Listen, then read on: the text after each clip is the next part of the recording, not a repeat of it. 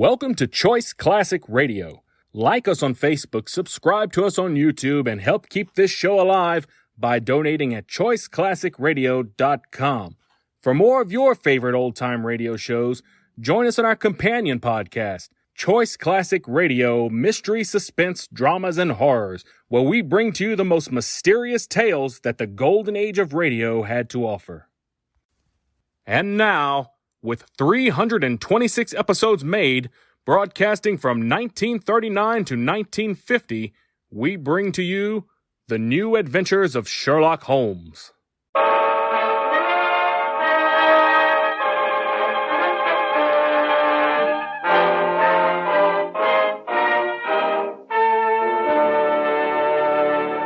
Kreml Hair Tonic and Kreml Shampoo present The New Adventures of Sherlock Holmes, starring Nigel Bruce as Dr. Watson and Tom Conway as Sherlock Holmes.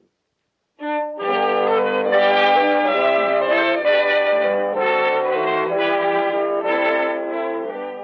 now for our weekly visit to the famous chronicler of Sherlock Holmes, our good friend, Dr. Watson. Well, Dr. Watson, how are you this evening? Oh, in the best of spirits, Mr. Bell. Thank you. And you? Never better, thank you. And am I correct in deducing that faded old newspaper lying upon your desk has something to do with the story you're going to tell us tonight? Indeed, Mr. Bell. Here you are. The London Times of September the 4th, 1903. Take a look at this. Judges summing up to jury interrupted. Sensational solution by Mr. Sherlock Holmes. Yes, I think that you will find it equally sensational, Mr. Bell. It was one of Holmes's most dramatic cases. But first, you want a word with our listeners. Go ahead. Well, I light up my pipe. Thank you, Dr. Watson. Men, in summer when you go without your hat, does your hair get dry, wild, and unruly looking? After a swim, does it feel sticky and stringy? Then remember, Kreml Hair Tonic keeps dry, wild, sun-baked hair looking perfectly groomed throughout the hottest, stickiest day, as if your barber had just combed it. You see, Kreml contains a special combination of hair grooming ingredients which is found in no other hair tonic. This wonderful, natural-looking hairdressing has just enough light oil to keep hair neatly groomed with an attractive, healthy-looking luster. Yet Kreml never leaves the hair looking or feeling greasy or sticky. Kreml always looks and feels so clean on both hair and scalp. It leaves the scalp feeling so cool, so refreshed and alive. Be sure to try it, men. Kreml, Kreml Hair Tonic. And now that I see you've got your pipe drawing to your satisfaction, Dr. Watson, how about the story you promised? Well, Holmes and I had just returned from a long-anticipated holiday in Scotland. Mrs. Hudson greeted us with the news that a lady was at that moment awaiting us in our rooms. And as we opened the door... Oh, Mr. Holmes, at last, thank heaven. I beg your You pardon. must save him. He didn't do it. I know he didn't. And they'll hang him. They'll hang him. No one in the world but you can help him now. Now, my dear madam, you must control yourself. I can't possibly help you until I know your problem. Oh, you must excuse me. Here, my dear. You drink this. It'll make you feel better. Oh, thank you. I've been waiting for you, Mr. Holmes, praying for your return for days. You left no forwarding address. I know. Dr. Watson and I had promised ourselves a real holiday. I'm Edith Fairmont. Evidently that name means nothing to you. You haven't seen the newspapers. No, not for 4 weeks, thank heavens. Compose yourself, madam, and tell us what has brought you here. And remember that we know nothing beyond the obvious facts that you are in great distress and, from your peril, recently widowed. Well, I shall try to give you a clear account, Mr. Holmes. You're my one remaining hope. Some 10 years ago, I married Augustus Fairmont, a marriage which, I frankly admit, was forwarded more by my parents than by any wishes of mine. I was then only 18. Augustus was more than 20 years older than I. He was a diamond importer, and a very successful one. Our marriage was perhaps not an ideally happy one. But for 10 years, I did my best to be a good wife to Augustus. No, my dear. Just please continue, Mrs. Mrs. Fairmont. About a year ago, my husband took into partnership with him a young man of 32, Charles Rossiter. During the ensuing months, Charles and I fell in love, Mr. Holmes. But I assure you that both my self-respect and Charles's high sense of honor kept us from anything more than a declaration of that love. Oh, I beg you to believe that I'm telling you the entire truth. I'm sure you realize, Mrs. Fairmont, that is the only thing to do. Yes, of course. Charles wanted to discuss our problem with my husband, but I persuaded him to let me approach Augustus. But the result was as I had anticipated. Afterward, I met Charles for tea, as we'd agreed, to tell him what had happened.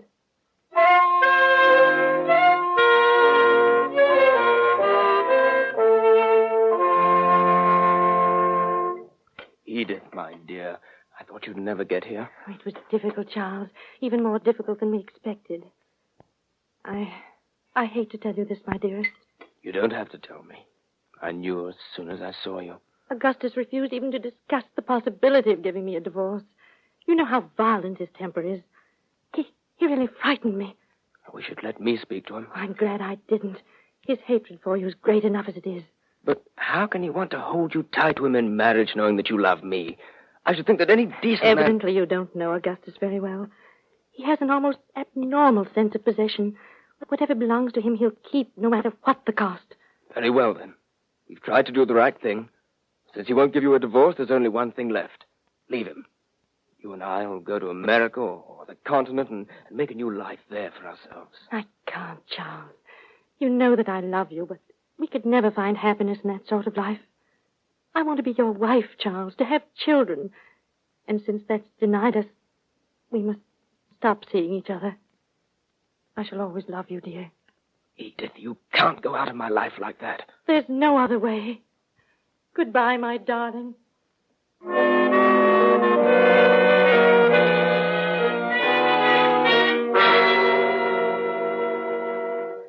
That was the last meeting I had with Charles, Mr. Holmes. I see. Go on, Mrs. Fairmont. Well, my husband and Charles were, under the circumstances, equally anxious to dissolve their partnership. They agreed to make a final trip to Amsterdam to complete a transaction which they'd previously arranged, after which the business was to be dissolved. How long ago was this? A little more than a month ago. The day before they left, my husband, telling me that he was unable to find the revolver which he always carried when transporting valuable shipments of diamonds, asked me to buy him a new one.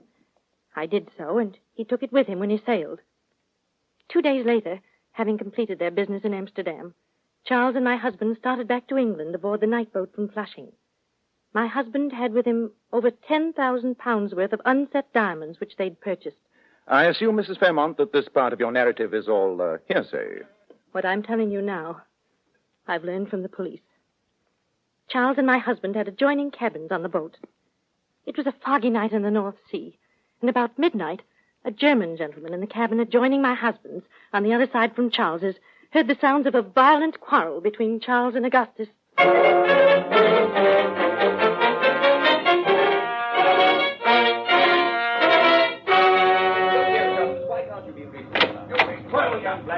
Stewart! Stewart! Yes, Mr. Smith? What can I do for you? Listen to that bellowing in there. Is this a cattle boat? How can I sleep with such a verfluchte noise going on? Oh, I'm very sorry, sir. The gentleman do seem a bit agitated, like. I'll knock on the door. I'm sorry, sir, but there's been a complaint from some of the passengers regarding the noise. Oh, all right. There you are, Mr. Smith. If there's any more disturbance, just ring for me. If there is any more disturbance, I go to the captain. For an hour now I have been trying to get to sleep. What was that? That was a shot, you Dummkopf. Come. It's locked. Well, break it down. Oh, good heavens. That man is dead. Dead as a doornail. It's Augustus. What's happened? You ask what has happened? With that man dead on the floor and you in the doorway between your cabins? Here, Stewart, get the captain. I'll watch this murder until you come back.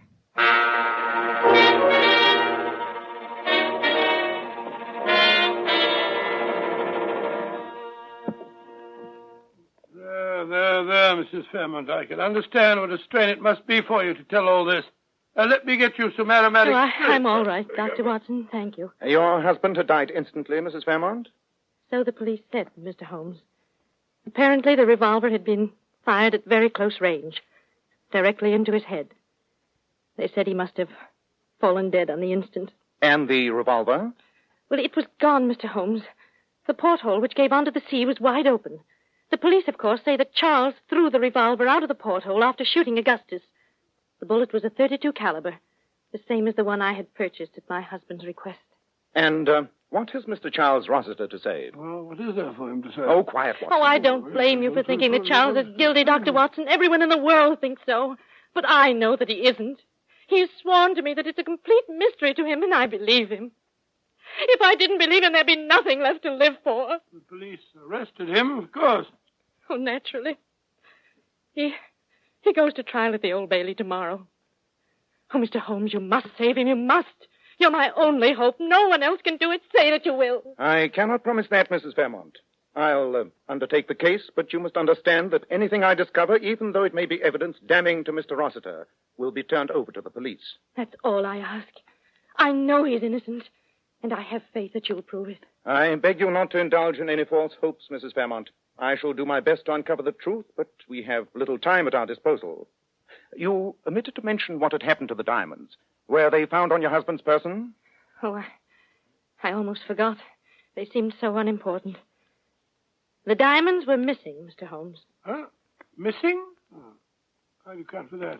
The police think that Charles was going to steal them, and that suddenly realizing the impossibility of the idea, he threw both them and the revolver out of the porthole. Odd. Well, with the trial starting tomorrow, Mrs. Fairmont, Watson and I have much to do. Our first task must be a complete examination of the police records of the case. I know you'll excuse us if we hurry off, Mrs. Fairmont. Our first call must be on Mr. Charles Rossiter in prison.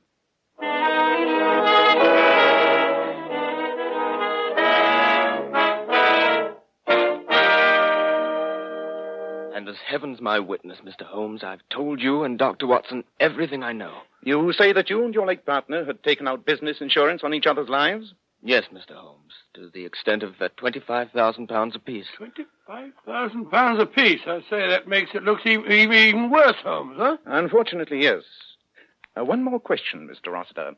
After the quarrel on the boat, when the steward had knocked and requested silence, you went back into your own cabin. Is that correct? It is, Mr. Holmes. And according to you, you heard the sound of a shot from Fairmont's cabin a moment later. How much time would you say had elapsed? Oh, a very short interval, not more than 15 seconds at the outside. Thank you. Well, Mr. Rossiter, I'll do what I can, but... Oh, I know it's hopeless. I wouldn't believe the story myself if I heard it from someone else. Tell me, Dr. Watson, you're a medical man. Could I conceivably have had a lapse of memory? Could I have shot Fairmont without knowing anything about it? Well, it seems to me almost inconceivable. I never heard of a case of amnesia or loss of memory that began and ended all in the space of a couple of minutes. Well, come on, Watson. We must be going.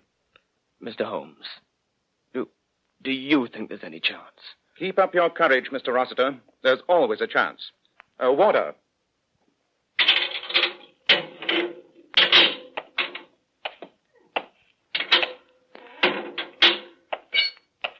I say, Holmes, I grant you that Mrs. Fairmont's a lovely woman and that young Rossiter had a lot of provocation.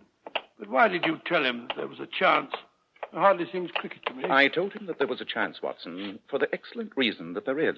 Chance of what? Of acquitting Rossiter of a crime which he very obviously did not commit. What do you mean to say that... Come along, Watson. We've no time to stand about arguing. Rossiter's trial opens tomorrow morning. And if we're to secure the evidence we need, you and I have our work cut out for us. Evidence? Evidence of what? Evidence to convince a jury. The sequence of events is obvious, but it'll require a continuous chain of proof to convince a jury of Rossiter's innocence. Innocence? On my soul, Holmes, I think you must be mad. Prosecution has an absolutely clear-cut case, and you go on practicing about Rossiter's innocence. If Rossiter didn't shoot Augustus Fairmont, somebody must have. Somebody did, Watson. And a devilishly clever plot he invented, too. But if we're to save Rossiter from hanging, it's up to us to prove it.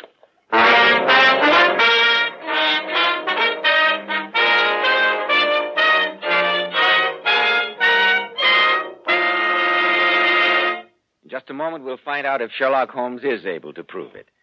Men, on hot, sticky summer days, your hair needs extra special care. And when you buy a hair tonic, why not buy one that does lots more than keep your hair looking handsome? Why not get your money's worth and buy Kreml hair tonic? No other hair tonic keeps the hair more neatly groomed and attractive looking. Kreml gives hair such a handsome, clean-cut appearance. It keeps the hair perfectly groomed throughout the hottest, stickiest day. It never looks or feels greasy or sticky. In addition, Kreml is simply great to lubricate a dry scalp.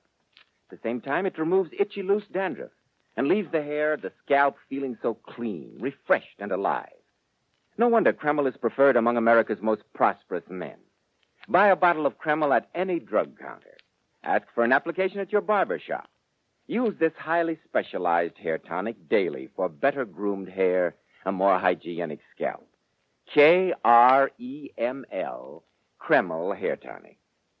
Now, Dr. Watson, what steps did you and Sherlock Holmes take next to prove Rossiter's innocence? Well, Holmes and I hurried to the offices of Fairmont and Rossiter in Hatton Gardens.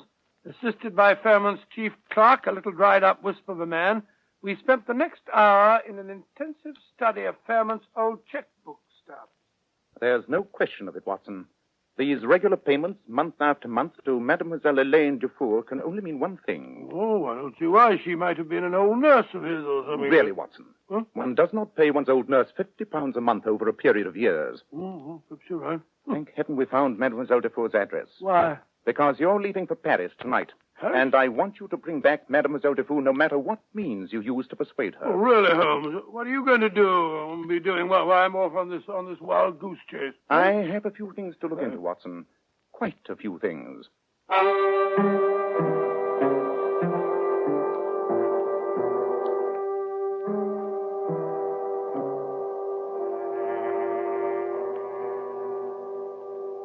And you performed the post-mortem yourself, Dr. McPherson? I did, Mr. Holmes. And I'm prepared to stake my professional reputation that Augustus Fairmont would have been dead within a year, no matter what had been done. The disease had progressed too far for surgery to have been any use whatsoever. You told the police this, of course. Naturally. They weren't interested. All they cared about was the bullet which finished the fellow off.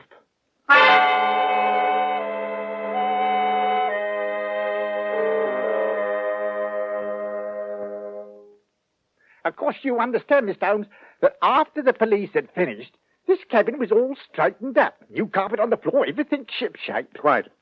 And Mr. Fairmont's body was lying right here. Is that right, Stewart? It was indeed, sir, and a fair turn he gave me, with half his head blown off. And this cabin and the adjoining one, occupied by Mr. Rossiter, are identical in every way? Yes, sir. Ah. I'd hoped to find something like this. What was that, sir? Take a good look at this, Stewart. I may need your evidence in court. This rather deep nick here in the lower part of the brass rim of the porthole. Oh, I see the nick all right, sir, but I'm blasted if I can make Just tell me one thing. After the tragedy, was any heavy object missing from Mr. Fairmont's cabin? Something heavy but fairly small? That's a queer thing, sir, now that you come to mention it. I reported to the chief steward that the heavy glass water bottle was gone when the police let me straighten up the cabin. But I didn't think nothing of it at the time, except that maybe it got smashed in all the confusion. Thank you, Steward. Thank you very much indeed.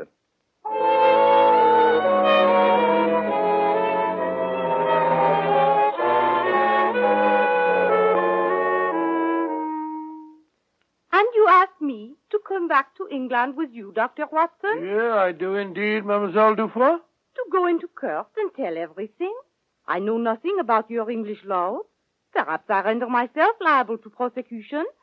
All this for the sake of a man whom I have never seen. Not only for his sake, mademoiselle, but also for the sake of the woman who loves him. And, most important of all, for the sake of right and justice. To save a man from hanging for a crime that he did not commit. There's no way in which I can force you to come with me. I can only most earnestly beg you to do what we both know is the right thing.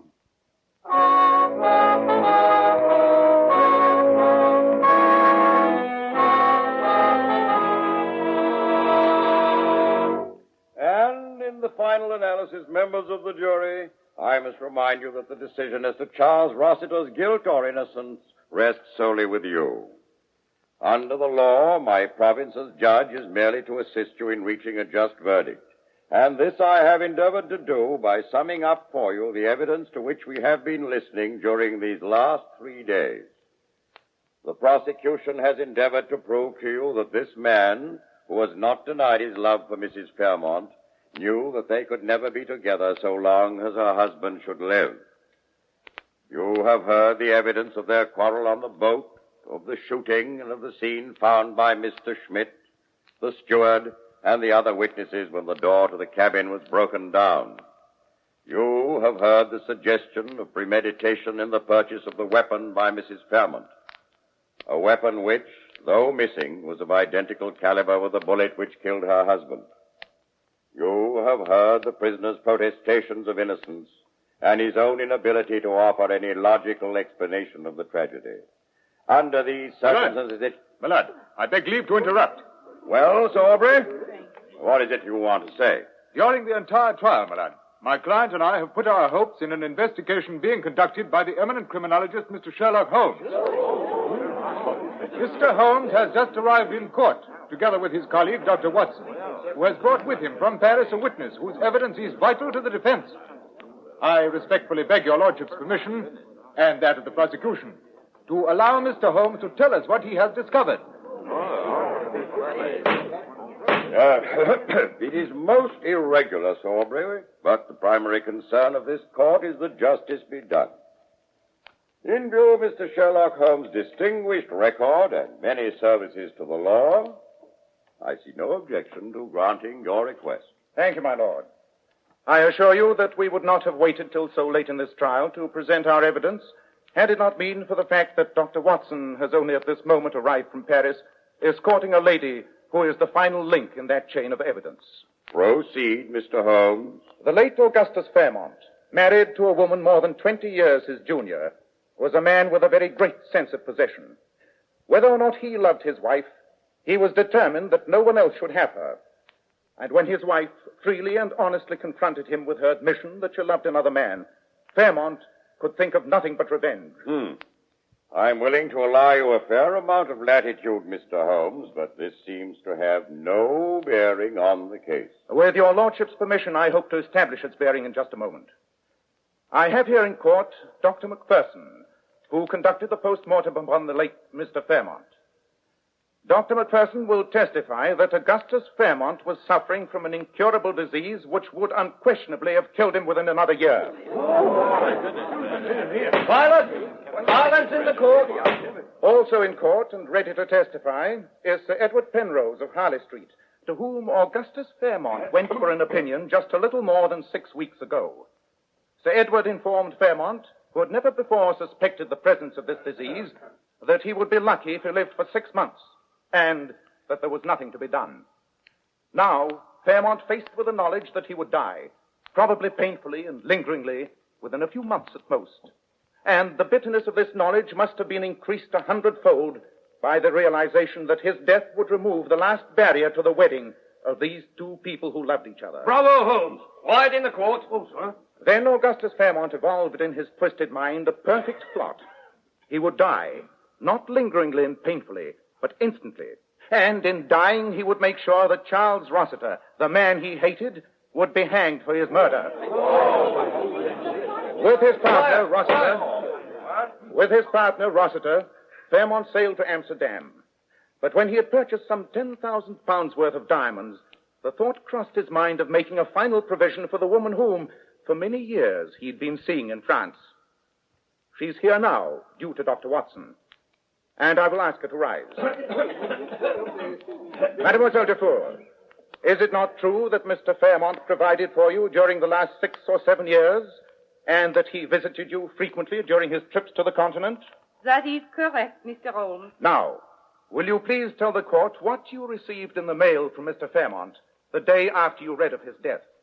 I received a package containing a small fortune in unset diamonds, together with a letter from Auguste, saying that I would not hear from him again, that I should make no inquiries concerning him, and that these diamonds would provide me with sufficient funds for the rest of my life. Thank you very much, Mademoiselle Dufour. Quiet in the courtroom. I think that will be all. Oh, magnificent, my dear. So, I'm very, just very before proud he of sailed, you. Well Augustus done. Very Fairmont well provided done. for the woman with whom he had so long a friendship. He did this with the knowledge that he was to die that very night. On board the boat, he purposely entered into a noisy argument with young Rossiter, an argument which ended with the steward knocking on the door.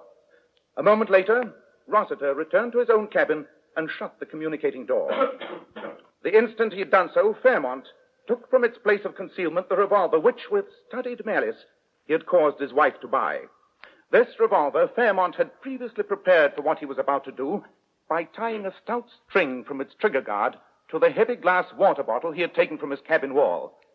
It was the work of but a moment, after Rossiter had closed the door, to suspend the heavy bottle outside the porthole, which gave directly upon the sea. Then, Fairmont raised the revolver to his head and pulled the trigger. As he fell dead, the revolver, released from his hand, was pulled sharply up and out of the porthole by the heavy weight of the bottle. It hit the edge of the porthole, nicking the brass rim, and then disappeared forever into the depths of the North Sea. Unless this demonstration is stopped instantly, I shall have the courtroom cleared. My lad, in view of the evidence offered by Mr. Sherlock Holmes, the Crown withdraws its charge against Charles Rossiter. Oh, great work, Holmes. Great work. You brought it off, old man. I never could have, Watson, if you hadn't been persuasive enough to get Mademoiselle Defoe here in time. Very good to say so, boy. Ah, look. Here comes Mrs. Fairmont. Oh, God bless you, Mr. Holmes. And you too, Dr. Watson. Oh, I've got to kiss you both. Oh, it's very nice of you. Upon my word, that's the nicest fee we've ever had.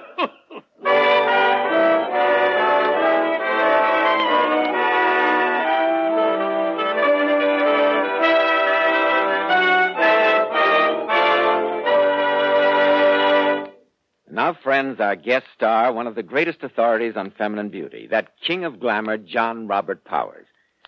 And you know, Mr. Powers is famous for his $1 million Powers models. Gorgeous girls you often see on magazine covers, in the movies, in exclusive fashion shows.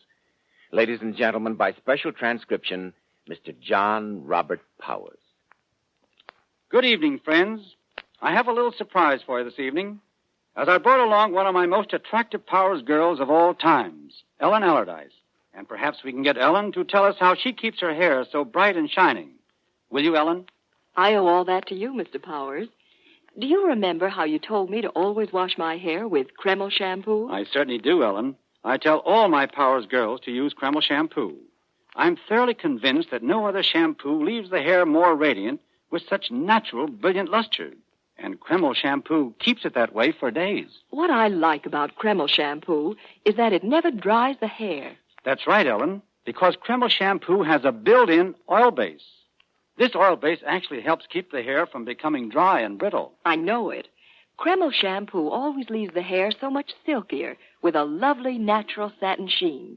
And I love the way Kreml shampoo whips up just lots and lots of luxuriant active foam, even in the hardest water. Ellen, I think every girl owes it to herself to try Kreml shampoo.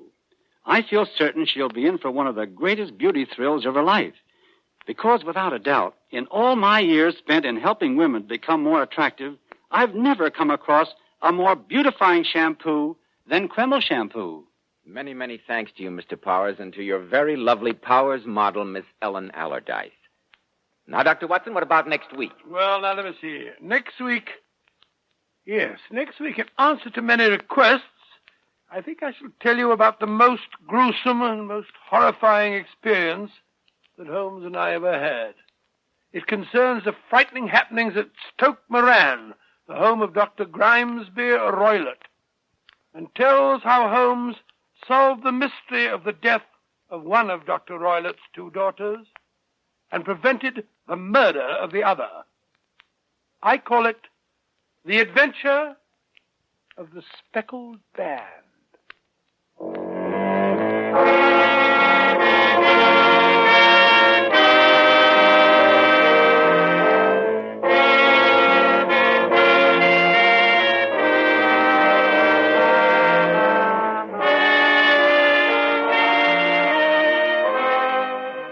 Tonight's new Sherlock Holmes adventure was suggested by an incident in Sir Arthur Conan Doyle's story, The Problem of Thor Bridge. Nigel Bruce appeared by permission of Universal International Pictures. Tom Conway through the courtesy of Eagle Lion Pictures. The Sherlock Holmes series is produced by Tom McKnight, with original music composed and conducted by Alex Steinert. This is Joseph Bell speaking for Kreml Hair Tonic and Kreml Shampoo, inviting you to be with us next week at this same time, when Dr. Watson will tell us about the adventure of the Speckled Band.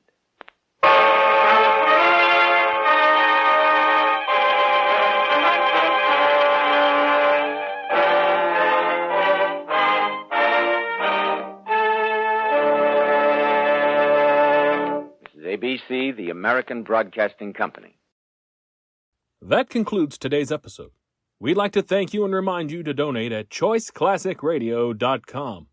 Remember, your donations make episodes like this possible.